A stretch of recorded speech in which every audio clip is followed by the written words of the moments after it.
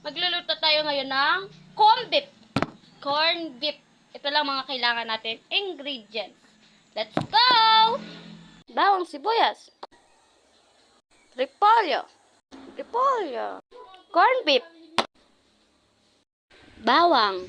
Yan. Hintayin natin maluto. Nung maging brown na siya. Yan, brown na. Sibuyas naman. Hintayin naman natin din maluto. Ayan, luto na siya. Sunod naman natin ang repolyo. Gisa muna natin ng maayos yan. Para naman maluto silang lahat. Ayan. Gisa-gisa. Sunod naman ay ayan. Corn beef. Corn beef naman ang sunod. Para naman sa ating recipe, corn beef with repolyo. Ayan.